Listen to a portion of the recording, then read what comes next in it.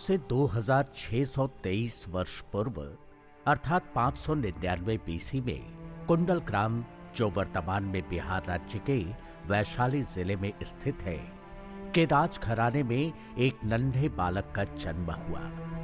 पिता राजा सिद्धार्थ और रानी त्रिशला ने बालक का नाम वर्धमान रखा। यही बालक बाद में महावीर के नाम से प्रसिद्ध हुआ। आज वर्धमान महावीर जैन धर्म के 24वें और अंतिम तीर्थंकर माने जाते हैं। कहते हैं बालक के जन्म के पूर्व रानी त्रिशला ने एक दिव्य स्वप्न देखा था। इस स्वप्न में रानी त्रिशला ने देखा स्वयं देवता उनके पास आते हैं और उनके गर्भ से जन्म लेने और संसार का कल्याण करने की इच्छा जताते हैं। जैन ग्रंथों में इस स्वप्न को रानी त्रिशला द्वारा देखा गया 16 स्वप्न बताया गया है। प्राचीन जैन ग्रंथ उत्तर पुराण में तीर्थंकरों का वर्णन मिलता है। मान्यता है वर्धमान महावीर से पहले 23 तीर्थंकर हुए। जैन मान्यताओं के अनुसार तीर्थंकरों के जन्म के 6 माह पूर्व से राज्य में रत्नों की वर्षा होने लगती थी। वर्धमान के जन्म के पूर्व भी कुंडल ग्राम में ऐसी ही रत्न वर्षा हो रही थी, जिसे देखकर नगरवासी आश्चर्यचकित थे। कहा जाता है कि इतने रत्न बरस रहे थे कि लोगों के पास उन्हें घर में रखने की भी जगह नहीं बची थी।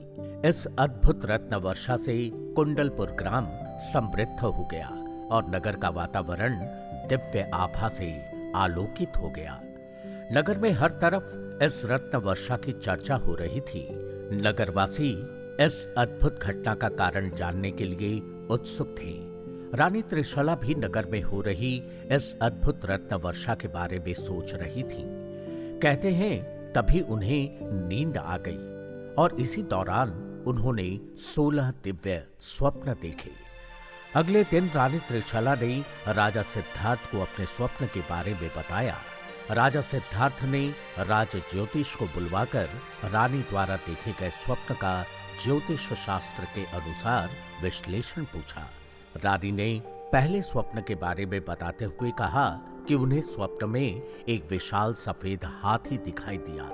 राज ज्योतिष ने गणना कर कहा वे एक अद्भुत पुत्र रत्न को जन्म देंगी। दूसरे स्वप्न में रानी एक श्वेत वृषभ को देखने की बात कही, जिसके बारे में राज ज्योतिष ने कहा पुत्र जगत का कल्याण करने वाला होगा। तीसरे स्वप्न, जिसमें रानी ने श्वेत वर्ण और लाल आंखों वाला सिंह देखा था, जिसके बारे में राज ज्योतिष ने कहा पुत्र सिंह के समान बलवान होगा।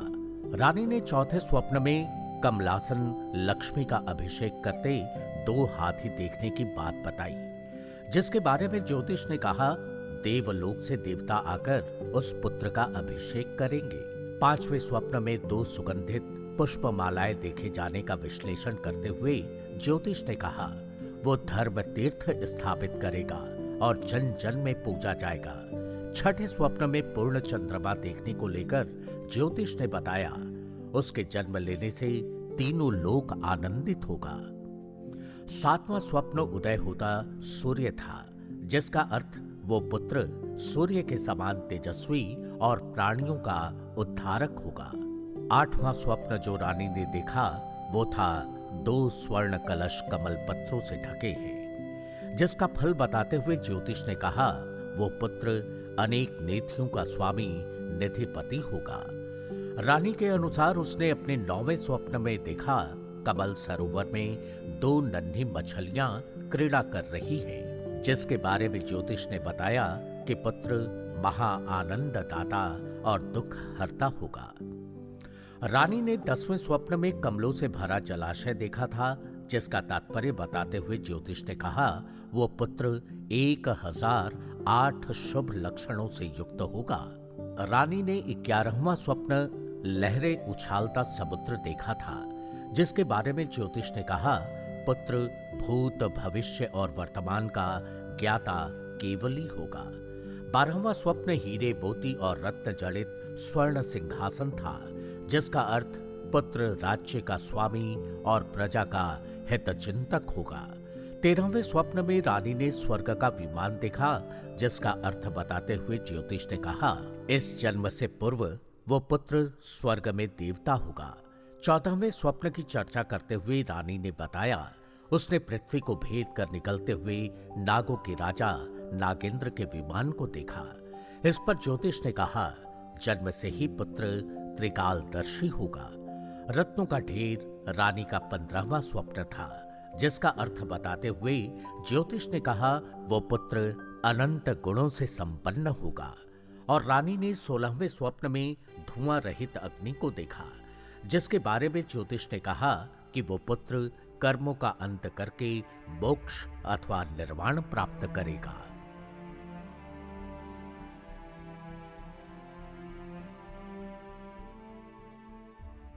जैन ग्रंथों, श्रुतियों और कथाओं की मान्यताओं के अनुसार जब राजा सिद्धार्थ और रानी त्रिशला राज्य ज्योतिष द्वारा उनके द्वारा देखे गए सभी 16 स्वप्नों के फल जानने के बाद शांत हुए, तभी देवराज इंद्र कुछ अन्य देवताओं के साथ प्रकट हुए और अपना परिचय देते हुए कहा, हे राजन, मैं देवराज इंद्र अपने साथियों सहित आपको और महारानी को नमन करता हूँ। आप धन्य हैं। आपको तीनों लोकों के स्वामी के माता पिता बनने का सौभाग्य प्राप्त हुआ है। आपके यहाँ जन्म लेने वाला जीव अंतिम तीर्थंकर महावीर के रूप में प्रसिद्ध होगा और पापियों का कल्याण करके स्वयं मोक्ष को प्राप्त करेगा। ऐसा कहकर देवराज इंद्र सहित सभी देवताओं ने महारानी त्रिशला का अभिषेक किया। उन्हें दिव्य वस्त्र, रत्नभूषण प्रदान किए। महावीर का गर्भ कल्याणक मनाकर स्वर्ग चले गए। देवराज इंद्र और देवताओं की बात सुनकर राजा सिद्धार्थ और रानी त्रिशला बहुत प्रसन्न हुए। कुछ समय पश्चात चैत्र शुक्ल त्रयोदशी के दिन रानी त्रिशला ने एक बालक को जन्म दिया। माता पिता ने बालक का नाम वर्तमान रखा, जिसका अर्थ है जो बढ़ता है। बालक को देखते ही राजा सिद्धार्थ और रानी त्रिशला को देवराज इंद्र द्वारा कही बातों का स्मरण हो आया, जिससे वे चिंतित रहते थे। लोग वर्तमान को सज्जंस अर्थात श्रेयांस और जसस अर्थात यशस्वी भी कहते हैं। वर्तमान का बचपन राजमहल में बीता, किंतु क्षत्रिय कुल और राजघराने में जन्म लेने के कारण वर्तमान ने युद्ध कला और शासन की शिक्षा ली। वर्तमान बचपन से ही बहुत बुद्धिमान और शांत स्वभाव के थे। वे बचपन से बड़े साहसी और निर्भीक थे। जैन ग्रंथों और श्रुतियों में बाल्यकाल में वर्तमान महावीर के साहस, पराक्रम और चमत्कारिक घटनाओं की चर्चा की गई है। कहते हैं एक बार राजा सिद्धार्थ के गजशाला में जहां सैकड़ों हाथी थे, 2 हाथी आपस में भिड़ गए। उनमें से एक हाथी उन्मत्त होकर गजशाला से बाहर निकल गया और नगर में उत्पात मचाने लगा। उसने जो भी सामने आया उसे कुचल दिया, सैकड़ों पेड़ों को उखाड़ दिया और अनेक घरों को तहस नहस कर दिया। राजा के आदेश पर कई महावतों ने उसे वश में करने का प्रयत्न किया, किंतु हाथी पर काबू नहीं पाया जा सका। वो और आक्रामक हो गया। हाथी के आतंक से नगर में हाहाकार मच गया। जब इसकी सूचना वर्धमान को मिली तो वो हाथी को काबू करने चला गया। कहते हैं जब वर्धमान उस हाथी के निकट पहुंचा तो गुस्से में चिंघाड़ते हुए हाथी उनकी तरफ दौड़ा, लेकिन जैसे ही वो वर्धमान के निकट पहुंचा वो शांत हो गया। वर्धमान ने हाथी को बहुत ही स्नेह से कहा, हे गजराज, शांत हो जाओ। अपने पूर्व जन्मों के फलस्वरूप तुम्हें पशु योनि में जन्म लेना पड़ा है। इस जन्म में भी अगर तुम हिंसा का त्याग नहीं करोगे तो तुम्हें पुनः अगले जन्म में नरक की भयंकर पीड़ा सहनी पड़ेगी। अब भी समय है, अहिंसा का पालन करो, जिससे तुम्हारा भावी जीवन सुखद हो सके। जैन ग्रंथों के अनुसार कहा जाता है कि वर्तमान की बातों का उस हाथी पर इतना गहरा प्रभाव पड़ा कि वो वर्तमान के सामने नतमस्तक हो गया और शांत होकर स्वयं गजशाला में चला गया। वर्तमान महावीर बाल ब्रह्मचारी थे, उनका विवाह नहीं हुआ था। वर्तमान के माता पिता जैन धर्म के 23वें तीर्थंकर पार्श्वनाथ के अनुयायी थे, जिनका जन्म वर्धमान महावीर से पूर्व हुआ था। जब वर्धमान 28 वर्ष के हुए, उनके माता पिता का देहांत हो गया। तब तक वर्धमान को यह अनुभव हो गया था कि इंद्रियों का सुख, विषम वासनाओं का सुख दूसरों को दुख पहुंचाकर ही प्राप्त किया जा सकता है। ऐसा सोचकर उनके मन में वैराग उत्पन्न हो गया। माता पिता के देहांत के 2 वर्ष के पश्चात उन्होंने मार्गशीर्ष कृष्ण दशमी के दिन श्रामणी दीक्षा ले ली और श्रमण बन गए। इस वर्ष थी। महावीर ने गृह त्याग दिया और संन्यास धारण कर लिया। घर छोड़ने के बाद वर्धमान ने कठोर तपस्या करना शुरू कर दी। वे अधिकांश समय ध्यान में ही मग्न रहते, हाथ में ही भोजन कर लेते, गृहस्थों से कोई चीज नहीं मांगते। ध्यान अवस्था में उनके नग्न शरीर पर अनेक प्रकार के कीट कीटाणु चढ़ने लगे, उन्हें काटने लगे, किंतु वर्धमान ने इसकी तनिक भी परवाह नहीं की। लोगों ने उन पर कई तरह के अत्याचार किए, किंतु वे शांत और मौन बने रहे। उन्होंने अपना धैर्य नहीं खोया। 12 वर्ष की कठोर तपस्या के पश्चात 13वें वर्ष में बैशाख मास के 10वें दिन रिमभिक ग्राम के निकट ऋजु पालिका नदी के तट पर वर्धमान को कैवल्य ज्ञान प्राप्त हुआ। उसके बाद वे केवलीन, जिन इंद्रियों को जीतने वाले, निर्ग्रंथ, सभी बंधनों से मुक्त और महावीर के नाम से पुकारे जाने लगे। महावीर स्वामी ने ज्ञान प्राप्त करने के पश्चात जैन धर्म के सिद्धांतों का प्रचार करना शुरू कर दिया। 35 वर्ष तक मगध, काशी, कौशल, वैशाली आदि प्रदेशों में जैन धर्म के सिद्धांतों का प्रचार करते रहे। उनकी शिक्षाओं से प्रभावित होकर अनेक राजा, महाराजा और व्यापारी तथा अन्य लोग जैन धर्म के अनुयायी बन गए। जैन साहित्य से ज्ञात होता है कि मगध के सम्राट बिंबिसार तथा अजातशत्रु, लिच्छवी वंश के राजा चेतक, अवंती नरेश, चंड प्रद्योत आदि महावीर स्वामी के अनुयायी थे। महावीर का मानना था धर्म सबसे उत्तम मंगल है, अहिंसा, संयम और तप ही धर्म है। उनका कहना था, जो धर्मात्मा है, जिसके मन में सदा धर्म रहता है, देवता भी उसे नमस्कार करते हैं। महावीर सदा अपने प्रवचनों में धर्म, सत्य, अहिंसा, ब्रह्मचर्य, अपरिग्रह और क्षमा पर जोर देते थे। त्याग और संयम, प्रेम और करुणा, शील और सदाचार उनके प्रवचनों का सार होता था। महावीर ने चतुर्विध संघ की स्थापना की और देश के विभिन्न भागों में घूम घूम कर अपना संदेश देने लगे।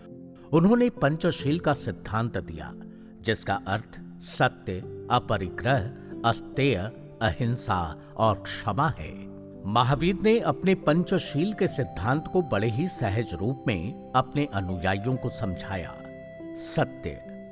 सत्य के बारे में वे कहते थे, हे मनुष्य, तुम सत्य को ही सच्चा तत्व समझो। जो मनुष्य सत्य की राह में चलता है, वो मृत्यु को तैर कर पार कर जाता है। अहिंसा।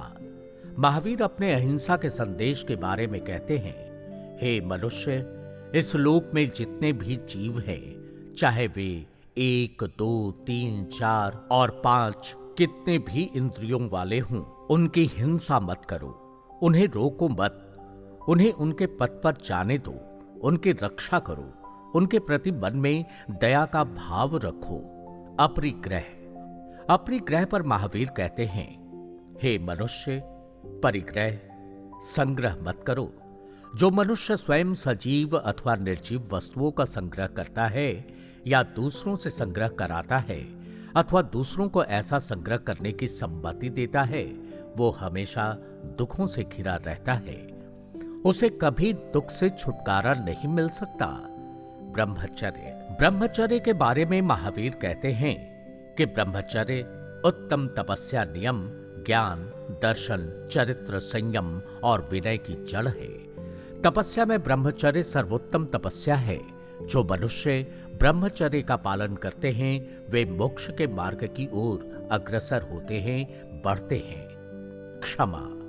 महावीर कहते हैं, क्षमा करना और क्षमा मांगना मनुष्य को सभी कष्टों से मुक्त कराता है। मैं संसार में उत्पन्न सभी जीवों से क्षमा चाहता हूं, सभी जीवों से प्रेम करता हूं। मेरा किसी से कोई बैर नहीं है। मैं सच्चे हृदय से धर्म में स्थिर हुआ हूँ।